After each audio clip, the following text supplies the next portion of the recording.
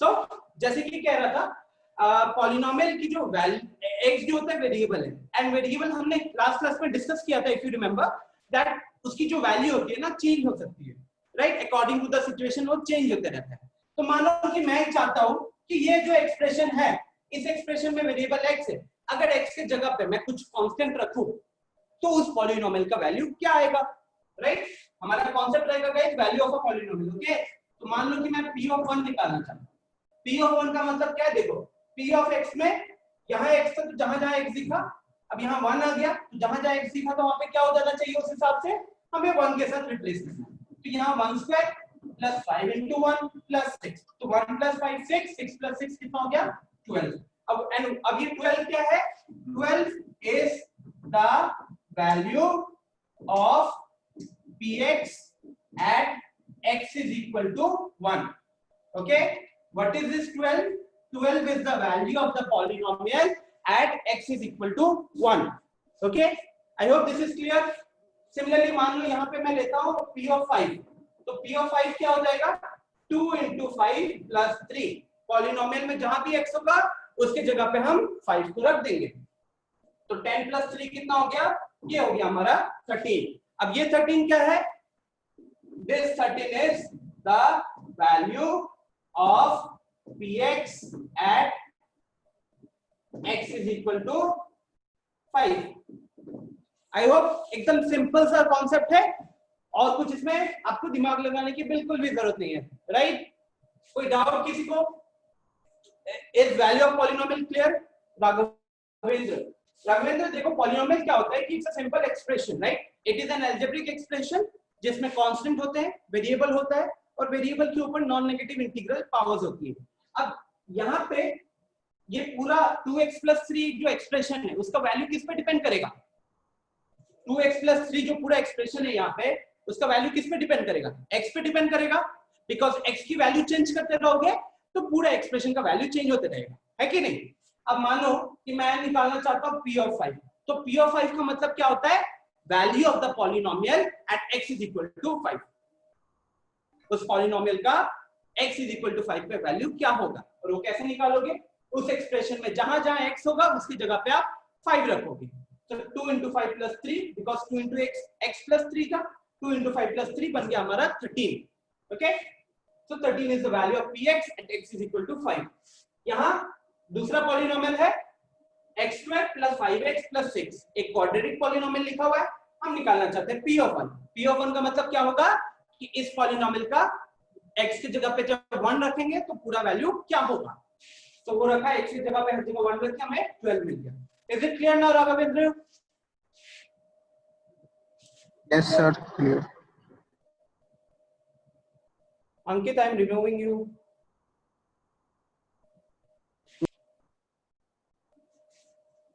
Okay, clear guys? Raghavendra, is it clear now? Yes sir. और किसी को कोई डाउट है, is value of polynomial clear? If it is clear guys, just do me one thing, आप इस polynomial का p of 2 निकालो और आप इस पॉलिनोमियल का इसका भी p of 2 निकालो, फटाफट मुझे बताओ कि इस पॉलिनोमियल का p of 2 क्या आएगा, ठीक है।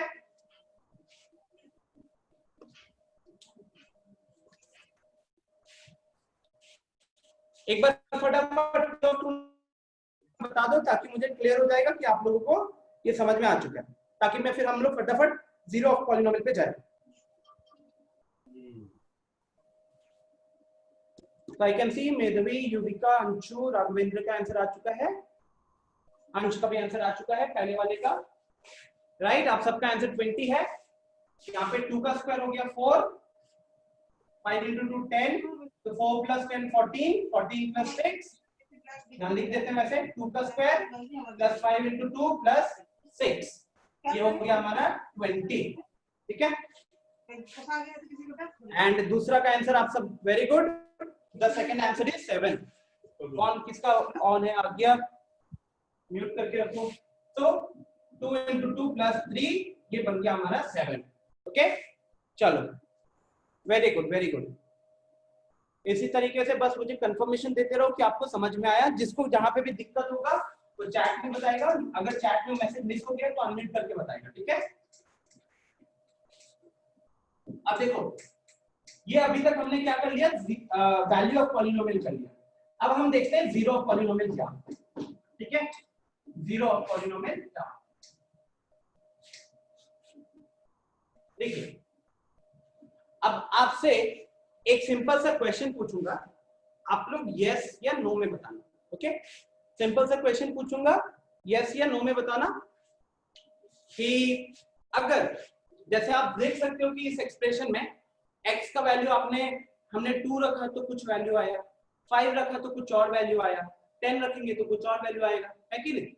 सेम यहाँ पे भी x की वैल्यू चेंज करते रहेंगे, पूरा एक्सप्रेशन का वैल्यू भी चेंज होता रहेगा। Now my question to you is, ऐसा भी तो एक x का वैल्यू हो सकता है जिसके कारण जिसको पुट करने पे ये एक्सप्रेशन इक्वल टू 0 हो जाए। क्या कोई ऐसा x का वैल्यू है जिसको यहाँ पे पुट करोगे तो 2 इंटू वो वाला वैल्यू प्लस 3 0 हो जाएगा। क्या ऐसा वैल्यू है, निकाल सकते हैं, यस और नो, चैट बॉक्स में बताना। Is it possible? मेधावी ने तो मेरे को आंसर ही बता दिया। गाइस जो लोग नहीं जानते जीरोस ऑफ पॉलिनोमियल, आपसे सिंपल सा अभी तक जो पूछ रहा हूं, वैल्यू ऑफ पॉलिनोमियल निकालना जान चुके हो ना। अब ये x का वैल्यू जब हम लोग 1 रखेंगे पूरा एक्सप्रेशन का वैल्यू कुछ और आएगा, 2 रखेंगे पूरा एक्सप्रेशन का वैल्यू कुछ और आएगा। तो सिमिलरली क्या कोई ऐसा x का वैल्यू हो सकता है जिसको रखने पे 2 इंटू वो वाला वैल्यू प्लस 3 करेंगे तो 0 आ जाएगा। मैं देख सकता हूं कि बहुत सारे लोगों ने -3/2 बता दिया है। ऋतिक, रिमाइंडर थ्योरम वाली चीज तो हम थोड़ा बाद में देखेंगे, ओके। अभी जैसे आपको दिख रहा है कि अगर मैं चाहता हूं कि पूरा एक्सप्रेशन इक्वल टू 0 हो तो मुझे इस 3 को कैंसिल करवाना है। एक मिनट, आपको थोड़ा दिख नहीं रहा होगा।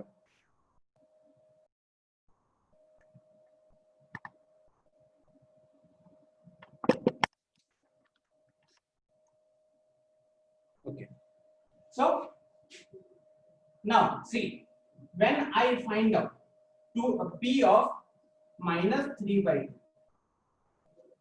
p of -3/2, तो देखते हैं क्या होता है। ये आया 2 इंटू -3/2 प्लस 3, उसमें क्या हुआ कि ये जो 2 है ये कट गया, बचा इधर -3, वहां पे +3, अल्टीमेटली आई गेट 0। तो सिमिलरली यहां पे भी हम एक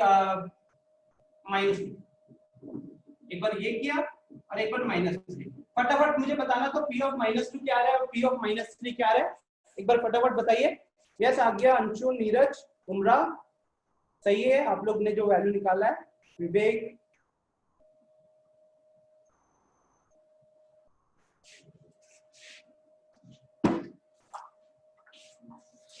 बताइए p ऑफ -2 क्या होगा, p ऑफ -3 क्या होगा।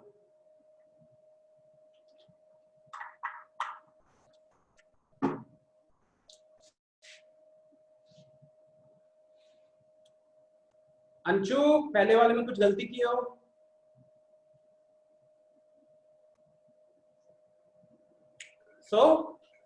अब लोगों का आंसर आने लग गया है।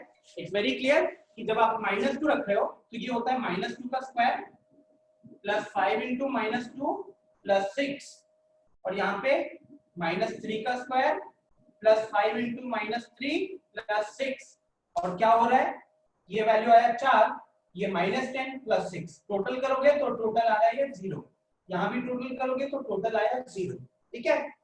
तो ये चीज क्या है गाइस, ये एक नया कॉन्सेप्ट आ रहा है जिसका ज्योमेट्रिकल मीनिंग जब दिखाऊंगा तो और अच्छे से समझ में आएगा। तो अब हम, जैसे मैं बता रहा था कि हम कॉन्सेप्ट कौन सा पढ़ने वाले हैं, अभी हम पढ़ने वाले हैं zero of polynomial, right, zero of polynomial. तो देखो ये जीरो ऑफ पॉलिनोमियल का मतलब क्या होता है, प्लीज ये बहुत इंपॉर्टेंट कॉन्सेप्ट है, ध्यान से सुनना। ये हमारा एक्सप्रेशन था, इस एक्सप्रेशन में वेरिएबल था x। अब अगर आपको x का एक ऐसा वैल्यू पता चल जाता है जिसको पुट करने से पूरा एक्सप्रेशन इक्वल टू 0 हो गया, आपको x का वैल्यू ऐसा एक पता चल गया जिसको पुट करने से पूरा एक्सप्रेशन इक्वल टू 0 हो गया, तो उस केस में जो x का वैल्यू आपने पुट किया उसको कहते हैं हम 0 ऑफ px। ठीक है, तो यहाँ पे x is equal to -2 is a 0 of px because p of -2 is equal to 0। तो x का ऐसा वैल्यू जिसको पुट करने से पूरा एक्सप्रेशन का वैल्यू अगर 0 के बराबर होता है तो उस x का वैल्यू को हम कहते हैं क्या, उसको कहते हैं 0 ऑफ px, 0 ऑफ पॉलिनोमियल। ठीक है, नेट प्रॉब्लम का यहां जैसे देखो इसको समझो। सबसे पहले लीनियर है इसलिए ये x का वैल्यू पुट करने से क्या हुआ, ये x का वैल्यू पुट करने से पूरा एक्सप्रेशन इक्वल टू 0 हो गया है कि नहीं। तो जब when p of a is equal to 0, a क्या है, x की जगह पे कुछ एक वैल्यू रखे हो। ठीक है, when p of a is equal to 0 then x is equal to a is called a 0 of px। ठीक है, तो 0 ऑफ px क्या होता है, 0 ऑफ पॉलिनोमियल क्या होता है, वो x का वैल्यू जिसको पुट करने के बाद पूरा पॉलिनोमियल का वैल्यू 0 के बराबर हो जाता है। ठीक है, क्या है, x का एक ऐसा वैल्यू जिसको एक्सप्रेशन में पुट करने से पूरा एक्सप्रेशन का वैल्यू 0 के बराबर हो जाता है। ठीक है, क्लियर, x का ऐसा वैल्यू, प्लीज ये स्टेटमेंट आपके दिमाग में फिट होना चाहिए। 0 ऑफ px का मतलब क्या है, बहुत बार स्टूडेंट जो है वो समझते हैं x इज इक्वल टू 0, वो सोचते हैं कि एक्सप्रेशन में x की जगह 0 पुट करेंगे। सॉरी गाइस, ओके, लेकिन एक्चुअली में क्या होता है, एक्चुअली में वो एक x का ऐसा वैल्यू होता है जिसको पुट करने पे पूरा एक्सप्रेशन खुद 0 के बराबर हो जाता है। ओके, मेधावी, बस just give me 2 minute, okay, then I will explain it. Before this guys, क्या ये चीज क्लियर है, क्या 0 ऑफ पॉलिनोमियल का डेफिनेशन क्लियर है? प्लीज एक बार मुझे चैट बॉक्स में बता दो। कुछ क्वेश्चंस भी करवा दूंगा आपको फाइंड आउट करने के लिए कि 0 ऑफ px कैसे निकालोगे। कोई ऐसा स्टूडेंट जिसको दिक्कत है अनम्यूट करके बताओ, कोई ऐसा जिसको दिक्कत है, नहीं समझ में आया? Okay, so thank you for your response, right.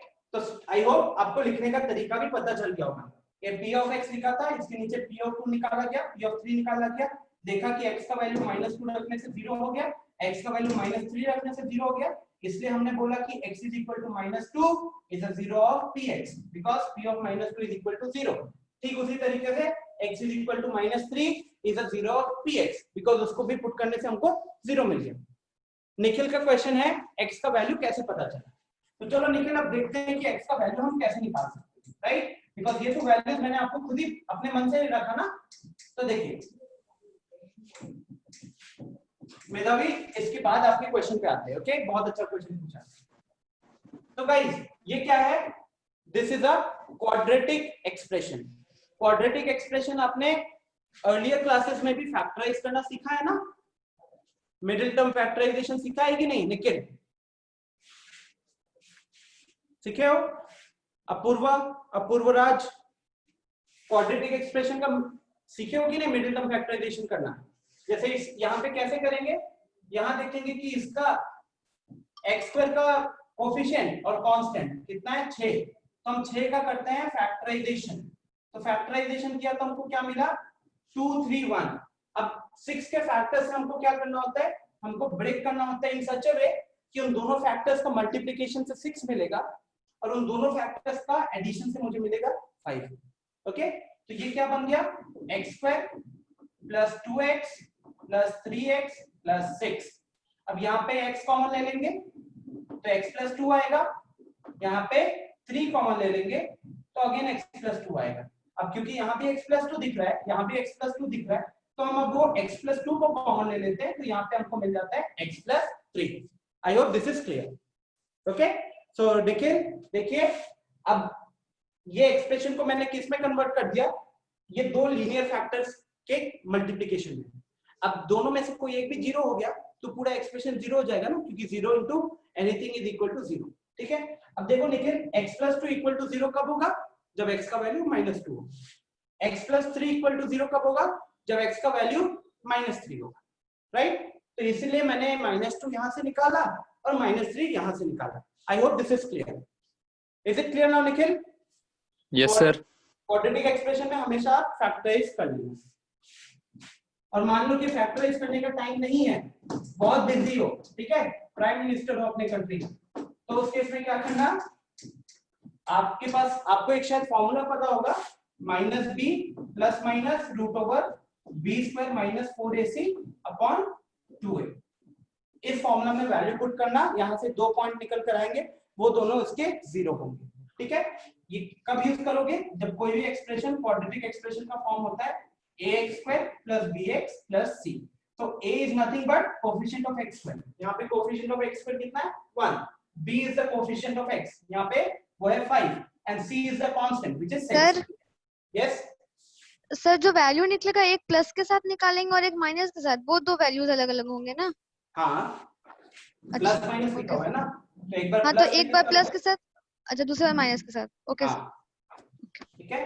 अब लीनियर वाले में तो यार बहुत काम आसान हो जाता है। आप मन में क्या कर सकते हो, ऐसा एक इक्वेशन बना लेना, 2x + 3 = 0, तो यहां से x का वैल्यू आ जाएगा -3/2, ठीक है। तो लीनियर में आप ये कर लेना, क्वाड्रेटिक में आप मिडिल टर्म फैक्टराइजेशन कर लेना, या फिर ये फॉर्मूला यूज कर लेना, ओके। नाउ अब आते हैं जीरो पॉलिनोमियल। देख रहा हूं कि कुछ लोगों का क्वेश्चन है, तो जीरो पॉलिनोमियल का अगर आप अपना एनसीईआरटी का क्लास 9 का बुक खोलते हैं तो आपको पहले पेज या दूसरे पेज में ही मिल जाता है। अब इसके लिए आपको जानना होगा क्या होता है कांस्टेंट पॉलिनोमियल, इसके ऊपर डिस्कशन करेंगे, तब जाकर जीरो पॉलिनोमियल का हम बात कर सकते हैं, okay. Now tell me what is the constant polynomial.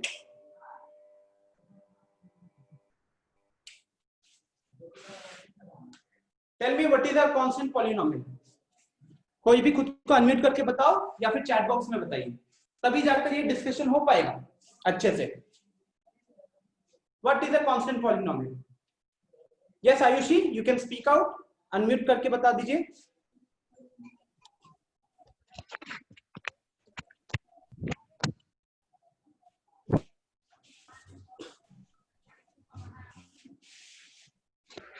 Sir कोई पॉलिनोमियल जिसका वेरिएबल का पावर 0 हो उसको कांस्टेंट पॉलिनोमियल कहते हैं।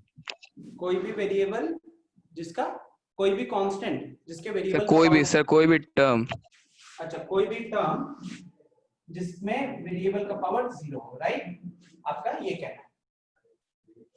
Great, thank you. तो गाइस कांस्टेंट क्या होता है? जैसे हम 5 की बात करते हैं, 5 इज अ कांस्टेंट क्योंकि इसकी वैल्यू में कोई चेंज नहीं आता। ऐसा क्यों है? क्योंकि इसके साथ कोई वेरिएबल लगा हुआ नहीं रहता। इसका वैल्यू कब चेंज होता? पूरे एक्सप्रेशन। अब ये देखो, ये क्या है, सिंपल से एक्सप्रेशन में क्या दिख रहा है मेरे को दिख रहा है 5। क्या मैं किसी क्वेश्चन में इसकी वैल्यू चेंज हो जाएगी? चेंज नहीं होगी। चेंज कब होती है? जब मैं इसके साथ एक वेरिएबल लगा दूं, राइट, जब मैं इसके साथ एक वेरिएबल लगा दूं और वेरिएबल के ऊपर कुछ भी पावर रख दूं। अब यहीं पे वेरिएबल के ऊपर अगर मैंने पावर 0 रखा, वेरिएबल पे मैंने पावर 0 रखा, तो क्या वेरिएबल का कोई महत्व है? महत्व है? कोई इंपॉर्टेंस है वेरिएबल का? कुछ नहीं है, बिकॉज x⁴ क्या हो जाएगा? That will be equal to 1, okay. तो अब ये हमारा कांस्टेंट पॉलिनोमियल हो गया। कांस्टेंट पॉलिनोमियल में बेसिक डेफिनेशन क्या होता है? That the degree is equal to 0। अच्छा, ऐसा क्यों कहते हैं degree is equal to 0? Because जैसे मैंने 5 का एग्जांपल लिया, तो 5 को हम क्या लिख सकते हैं? 5 × x⁴। सिमिलरली मैंने हाफ का एग्जांपल ले लिया, हाफ को क्या लिख सकते हैं? Half × x⁴, half × x⁴, right. तो डिग्री तो मतलब कहने के लिए वेरिएबल के ऊपर हाईएस्ट पावर जो दिखता है हमको वही होता है। अब यहाँ पे यहीं पे बस वेरिएबल दिखा और उसके ऊपर पावर 0 दिखा, इसीलिए हमारे यहाँ पे डिग्री कितना हो गया? 0।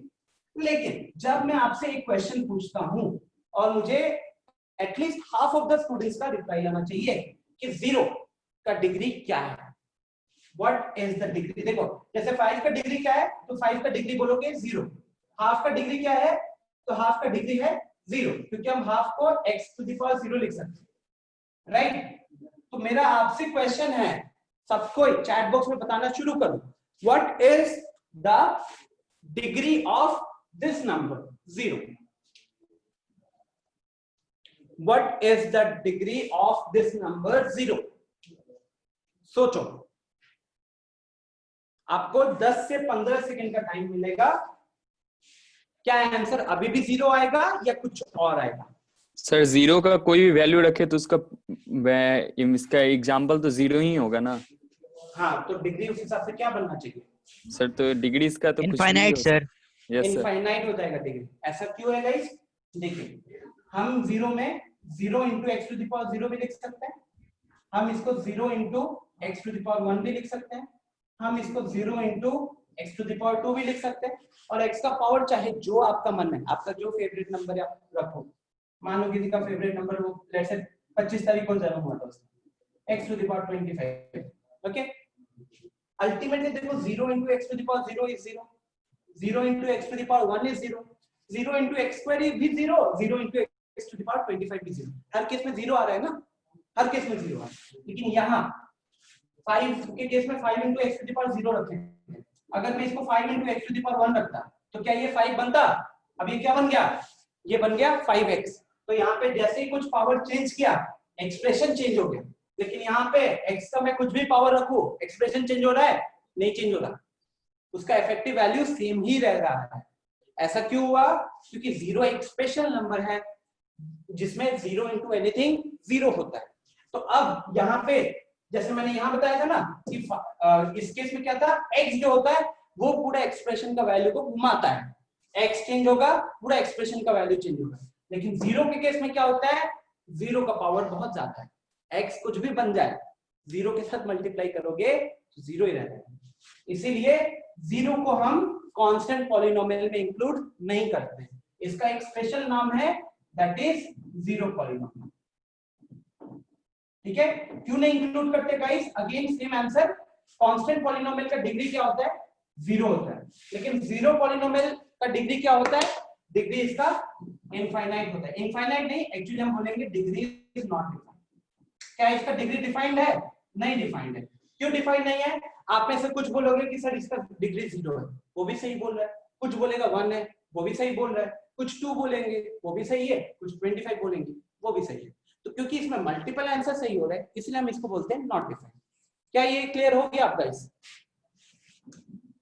Raghavendra what's the case is 1 के साथ तो वही होना है जो 5 के साथ होगा ना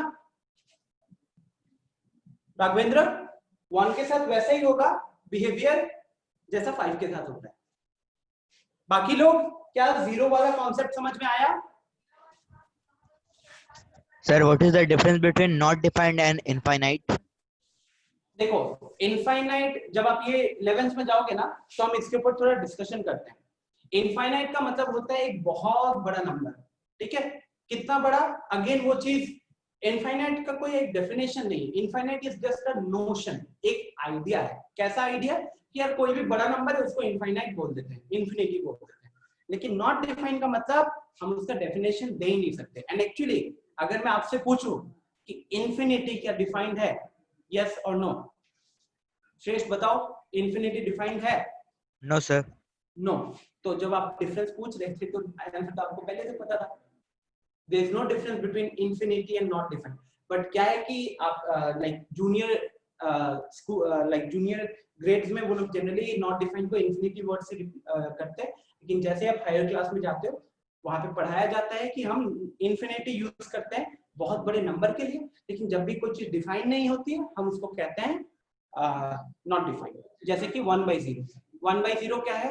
नॉट डिफाइंड है। लेकिन क्या हम 1/0 को इन्फिनिटी लिखेंगे? नहीं लिखेंगे। अब वही 5 के ऊपर बहुत बड़ा पावर लगा दोगे, बहुत बड़ा 5 power let's say 1 crore 2 crore something type, तो वहां पे हम उसको एग्जैक्ट वैल्यू लिख सकते हैं। 1/0 cannot be defined. Why 1/0 cannot be defined? Simple सा एग्जांपल है यार। देखो डिवीजन पता है, डिवीजन क्या होता है बताओ मेरे को? इसका आंसर वही दे पाएगा जिसको डिवीजन पता होगा। बताओ डिवीजन क्या होता है? 4/2 का मतलब क्या है बताओ? What is 4 the is the meaning of factor of 2. 4 is the factor of 2. 4/2 का मतलब क्या है? ये डिवीजन में हम क्या चीज परफॉर्म करते हैं? That is smallest divisible of 2. कहने के लिए हम 4 में से कोशिश करते हैं ना कि 2 के कितने पार्ट्स निकाल पाए। 4 में से 2 के कितने पार्ट्स निकाल पाए। Yes, तो sir. देखो ये सिर्फ मान लो कि 4 ऐसे रिप्रेजेंट किया, तो 2 का एक ये पार्ट निकला, 2 का ये दूसरा पार्ट निकला, और कुछ 4 का हिस्सा बचा, कुछ नहीं बचा। इसीलिए हम यहाँ पे क्या कहते हैं कि जब 4 को 2 से डिवाइड करते हैं तो 2 बचता है। अब इसी चीज को, कॉन्सेप्ट को अगर मैं 0 डिवाइडेड बाय 1 डिवाइडेड बाय 0 कह रहे थे ना, या चलो 1 की जगह 10 रख देते हैं, 10 ज्यादा हो जाएगा तो 4 ही लगते, 4 डिवाइडेड बाय 0। अब यही 4 यहाँ पे लिखा। अब आपसे मैं पूछूं कि इसमें 0 के कितने पार्ट्स कर सकते हो, बताओ कितने पार्ट्स कर सकते हो? कर सकते हो कोई पार्ट? No, नहीं sir. कर पाओगे ना, इसीलिए यहाँ पे क्यों नहीं कर पाओगे? क्योंकि 0 के साथ कोई मल्टीप्लाई होने पे कुछ 0 हो जाता है। यहाँ पे हम नंबर्स को 0 0 0 पार्ट्स में डिवाइड नहीं कर सकते। 4 को 0 के कितने पार्ट्स में डिफाइन करोगे, वो चीज डिफाइंड नहीं है। इसलिए हम कहते हैं कि anything divided by 0 in mathematics is not defined. Okay, I hope this is clear. अब देखो एक जैसे सिंपल सा एक और एग्जांपल ले लेते हैं। 7 डिवाइडेड बाय 3.7, ये आपको पता है 2 है, क्योंकि 3.5 into 2 होता है 7। बट इसका लॉजिक क्या है? अब ये 7 लिखा मैंने, इस 7 में से आधा यहाँ पे डाल दो, आधा यहाँ पे डाल दो, तो ये 3.5 का एक पार्ट बन गया, ये 3.5 का 2 पार्ट बन गया। इसलिए कहते हैं जब 7 को 3.5 से डिवाइड करते हैं तो 2 पार्ट्स में डिवाइड होता है। ठीक है, so I hope this is clear now. Clear है गाइस? ये था क्वेश्चन का एक बेसिक आंसर। आपको पता होना चाहिए कि why anything divided by 0 is not defined and so on। Okay, चलो तो अभी तक क्या क्या कॉन्सेप्ट डिस्कस कर लिया हमने? हमने डिस्कस कर लिया वैल्यू ऑफ पॉलिनोमियल क्या होता है, हमने डिस्कस कर लिया जीरो ऑफ पॉलिनोमियल कैसे निकालते हैं, और साथ ही साथ मेधावी का क्वेश्चन आ गया था कि जीरो और जीरो पॉलिनोमियल के बीच में क्या डिफरेंस है, या जीरो पॉलिनोमियल किसको कहते हैं, तो उसके ऊपर भी डिस्कशन हो गया। आई होप यहाँ तक अभी किसी को भी कोई दिक्कत नहीं है। ओके, अब अगला कॉन्सेप्ट क्या होगा हमारा? अगला कॉन्सेप्ट होगा, हाँ अगला कॉन्सेप्ट होगा geometrical meaning of a zero. अभी जो मैंने जीरो निकाला, इसका जीरो क्या था? इसका जीरो याद है क्या था? -3/2। इसका जीरो क्या था? -2, है कि नहीं? ये 2 जीरो है। अब मैं क्या करता हूं, मैं लैपटॉप में आप लोगों को दिखाता हूं कि अगर हम इसका ग्राफ बनाएंगे। आपने 9th में थोड़ा मोड़ा ग्राफ बनाना तो सीखा है कि नहीं? ग्राफ बनाना सीखा है ना? कैसे ग्राफ कैसे बनाते हैं, कोई बता सकता है? जैसे इसकी बात करें, मान लो ये है y = 2x + 3, इसका ग्राफ कैसे बनता? सर x का वैल्यू पुट करके, x का वैल्यू पुट करके फिर क्या करते हैं? इस तरीके से कुछ आपको बताया गया होगा कि एक छोटा सा बॉक्स बना लेते हैं। अब ये क्योंकि लीनियर पॉलिनोमियल है तो हमको खाली 2 पॉइंट चाहिए होते हैं, तो हम x और y लिख लेंगे। x का जो भी मान पुट कर दो, मान लो यहाँ पे x 0 पुट कर दिया, x को 0 पुट करोगे तो y कितना आएगा? 3 आएगा। ठीक है, x को 1 पुट कर दो, x को 1 पुट करोगे तो y कितना आ जाएगा? y आ जाएगा 2 + 3 5। तो जैसे हमको ये 2 पॉइंट आ गया ना ग्राफ पेपर के ऊपर, आप इन 2 पॉइंट को प्लॉट करना और लाइन से जोड़ देना, स्केल से जोड़ देना। ठीक है, तो जो स्ट्रेट लाइन बनता है ना, उस स्ट्रेट लाइन के ऊपर का हर पॉइंट, स्ट्रेट लाइन के ऊपर का हर पॉइंट इस इक्वेशन को सैटिस्फाई करता है। ये चीज आपको क्लास 9 में पढ़ाया जाता है। ठीक है, कोऑर्डिनेट ज्योमेट्री। आई होप ये चीज क्लियर होगा। चलो मैं अभी आपको लैपटॉप में दिखाता हूं।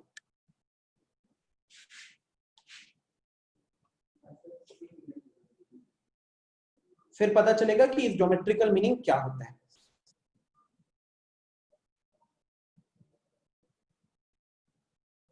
ओके, देखिए यहाँ दिख रहा है आपको स्क्रीन पे, ये डेस्मोस लिखा हुआ दिख रहा है, DESMOS लिखा हुआ दिख रहा है आप लोगों को? एक बार बता दो। Yes sir. Yes, sir. और ये कौन कौन लिखा है बोर्ड पे, कौन मार्क कर रहा है? हटाओ सब। चलो मैं ही हटा देता हूँ, और अब आप कर नहीं पाओगे। चलो देखो, हमने कौन सा इक्वेशन अभी लिया था? 2x + 3 लिया था ना। देखो मैं 2x + 3 लिखता हूं तो ग्राफ कैसा बनेगा? दिख रहा है ये रेड लाइन? ये रेड लाइन क्या है? This is the graph of 2x + 3। देखो तो ऊपर कौन सा पॉइंट, y एक्सिस में कौन सा पॉइंट पे कट कर रही है? कौन सा पॉइंट दिख रहा है आप लोगों को?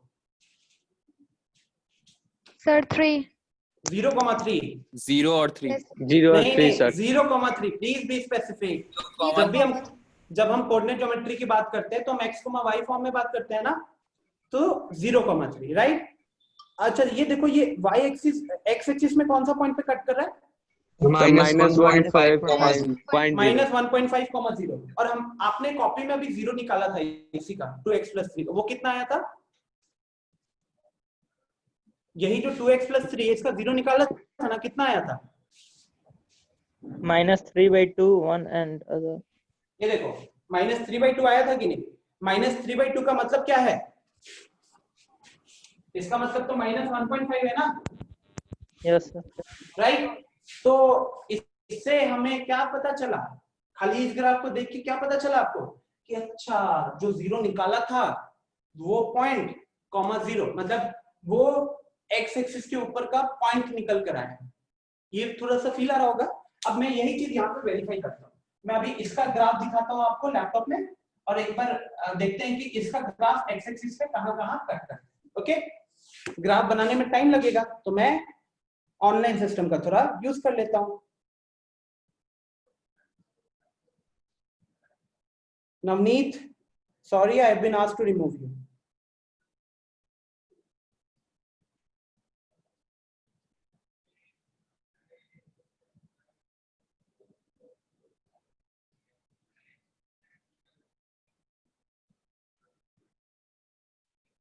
Okay, so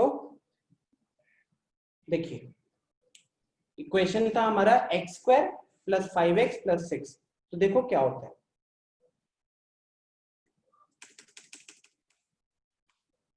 x², ये देखिए अभी रेड लाइन क्या दिख रहा है आपको, ये x² का ग्राफ दिख रहा है, ठीक है, जिसको हम पैराबोला भी कहते हैं।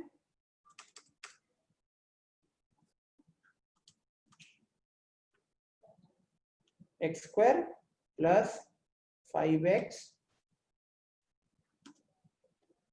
+ 6, ठीक है। इसको थोड़ा सा जूम कर लेते हैं, दिख रहा है ना अभी अच्छे से, थोड़ा इसको नीचे कर लेते हैं। अब देखिए x एक्सिस पे कहाँ कट कर रहा है, मैं माउस को ले जा रहा हूँ वहां पे, 3 और 2 पे ये पॉइंट क्या दिख रहा है आप लोगों को? -2,0 -2,0 और ये वाला पॉइंट -3,0 -3,0, राइट। अब एक बार बोर्ड पे आ जाओ, यहाँ कौन सा पॉइंट था यार? -2 था, और यहाँ कौन सा पॉइंट था? -3 था। तो अगर मैं सिंपल सा ज्योमेट्रिकल मीनिंग का बात करूं तो ज्योमेट्रिकल मीनिंग आपको क्या समझ में आया? खुद बताओ एक बार, मेरा काम आसान करो। कौन बताएगा? दो आशीष जुड़े हुए हैं यार, मेरा नाम भी आशीष है, तो दोनों में से कोई एक आशीष बताओ।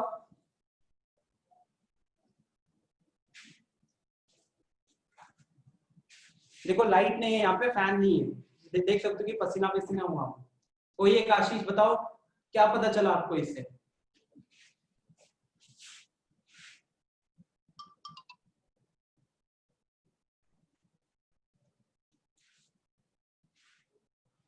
नहीं, जीरोस का क्या महत्व दिखा आपको ग्राफ में?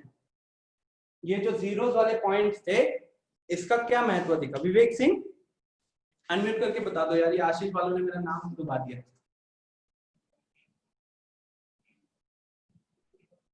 कोई भी एक अनम्यूट करके बताओ यार, जो भी पता चला आपको। ग्राफ देखा, ग्राफ के आपको दिखा कि वो ग्राफ एक्स एक्सिस पे कहाँ कट कर रहा था। सर यहाँ पे भी जहाँ पे ग्राफ नंबर ऑफ टाइम्स जितना बार एक्स एक्सिस को काटेगा उतना जीरोज होगा।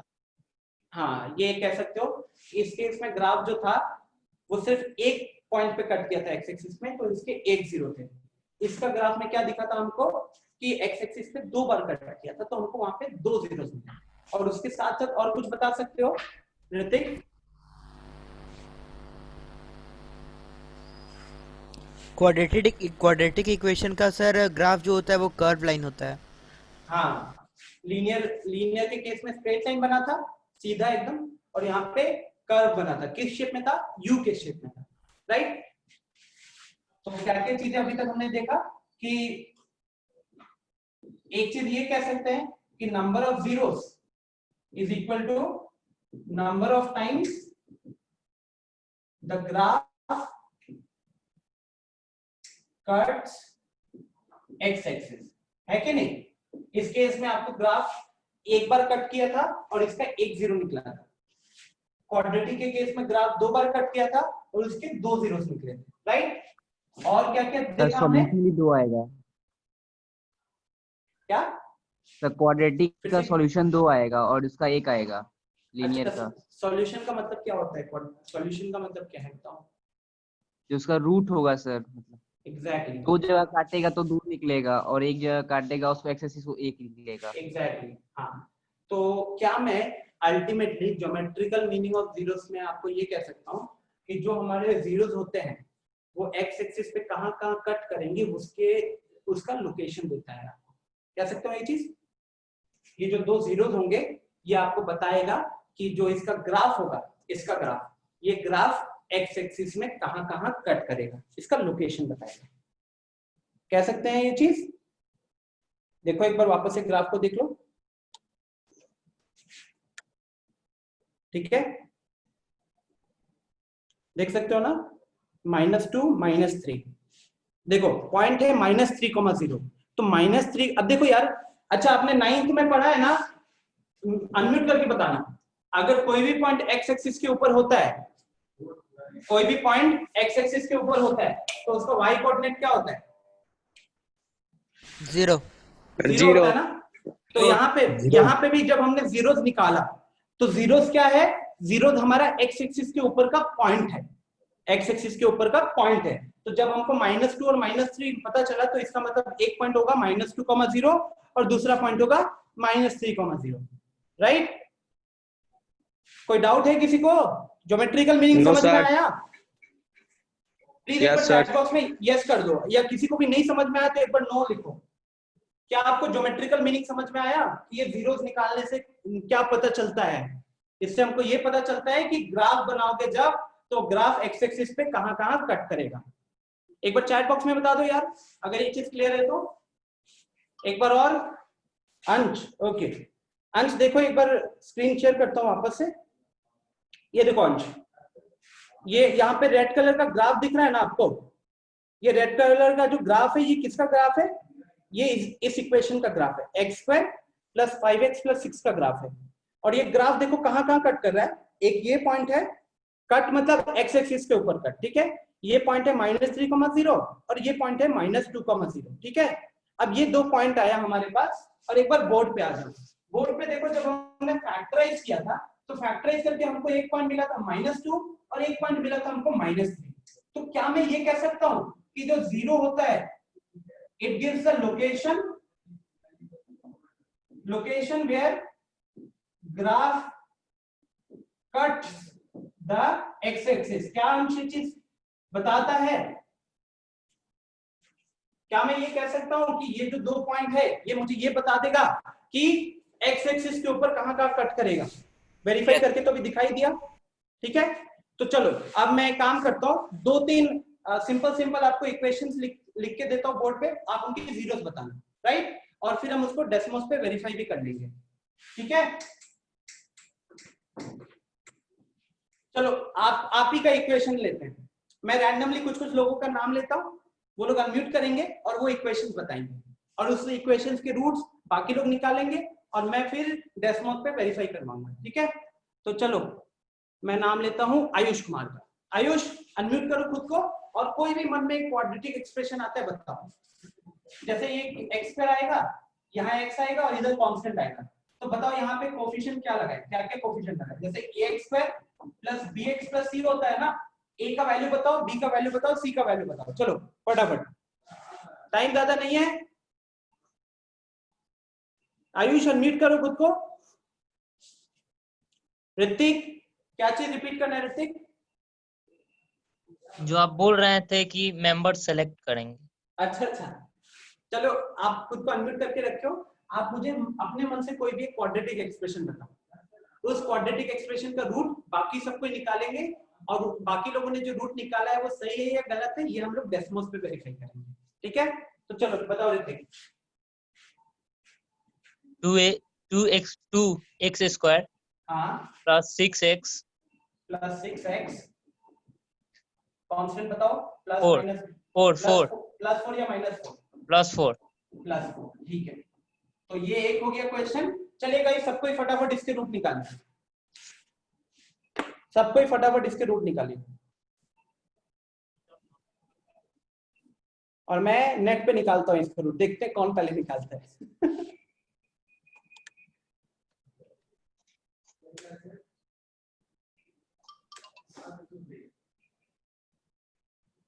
मेरा निकल गया है रूट आ गया मेरा भी आ गया है। वेरी गुड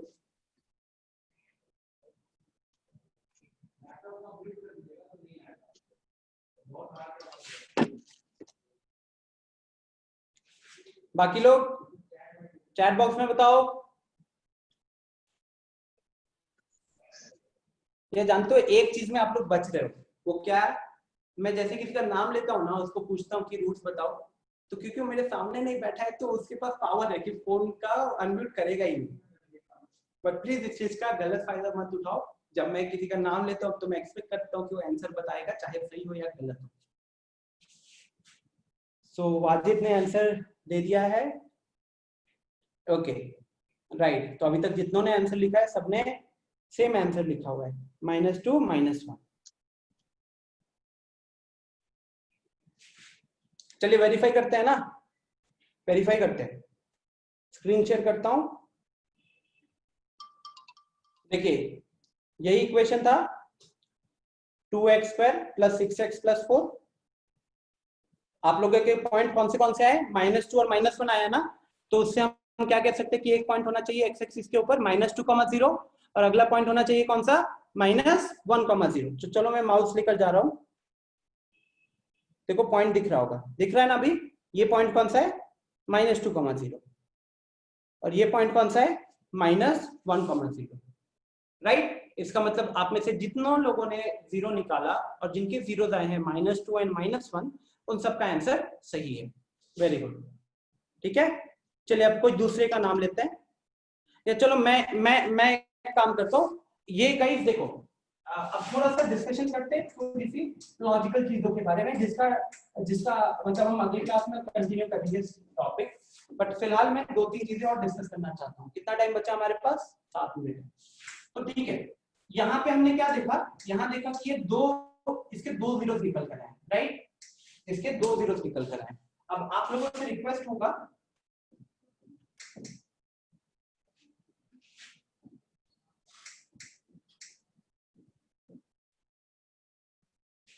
एक ये निकालिएगा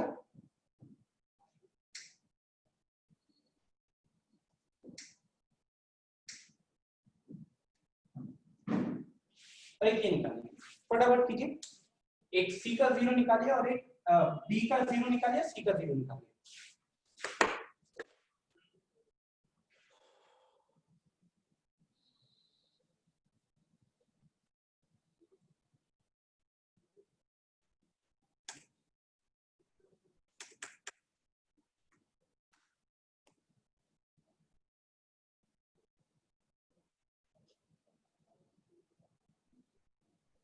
दोनों का 0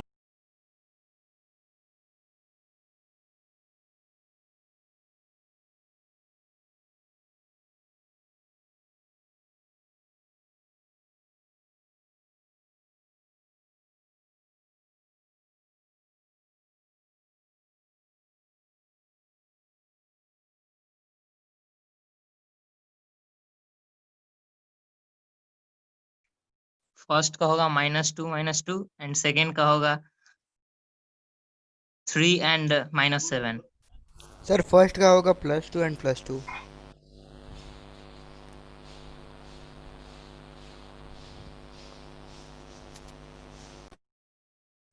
सर फर्स्ट का +2 +2 होगा यस सर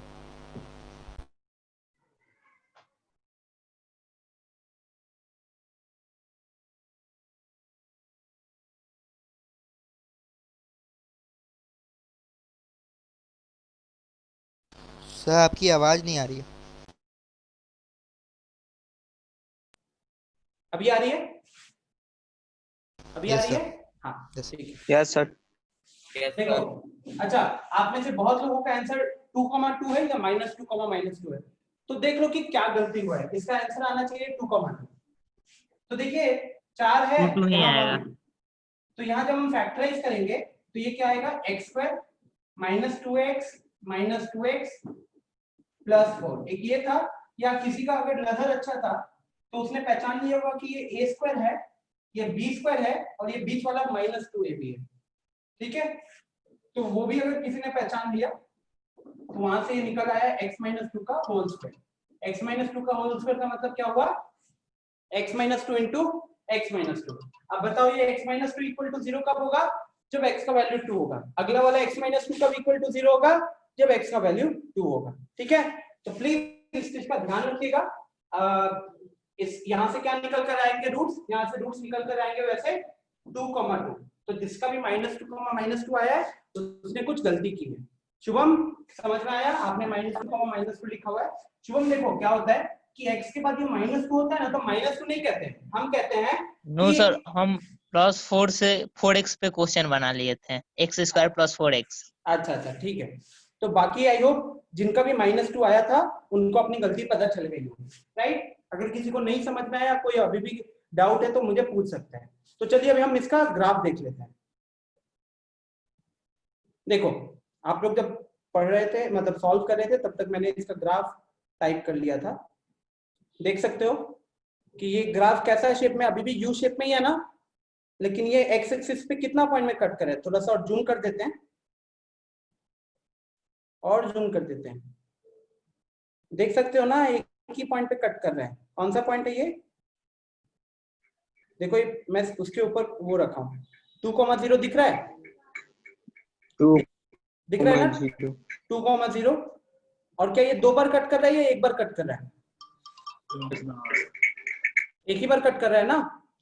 तो ऐसा क्यों है गाइस, क्योंकि जब आपने इसके जीरोस निकाले थे तो जो दोनों जीरोस आए थे उन दोनों का वैल्यू सेम था, दोनों का वैल्यू सेम था। इसीलिए इसने 2 बार तो कट करेगा नहीं, क्योंकि दोनों अलग अलग वैल्यू होता तो 2 बार कट करता, लेकिन एक ही वैल्यू है इसीलिए 1 बार कट किया। ठीक है, तो जो बी वाला था उसका एक ही 0 निकल कर आया। और लास्ट वाला इक्वेशन किए हो, ये लास्ट वाला किए हो, इसका क्या आ रहा है,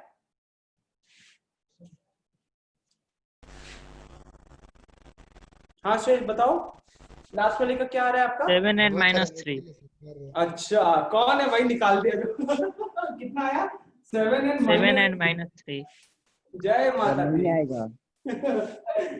गलत है, कैसे निकाला 7 - 3। अगर किसी ने थोड़ा भी पढ़ाई किया है ना क्वाड्रेटिक के बारे में, उसको पता होगा कि इसका डिस्क्रिमिनेंट कितना है। इसका डिस्क्रिमिनेंट मतलब b² - 4ac होता है ना। म्यूट करो खुद को, आवाज आ रही है, म्यूट करो अभी पहले। तो b² - 4ac में b का वैल्यू -4 है, a का वैल्यू 1 है, c का वैल्यू 7 है। तो ये -4 का स्क्वायर, फिर 4 × 1 × 7 हो गया, दिख रहा है बोर्ड पे, ओके। तो ये 16 है और यहाँ पे -20 है, तो ये कितना हो गया यार, नेगेटिव।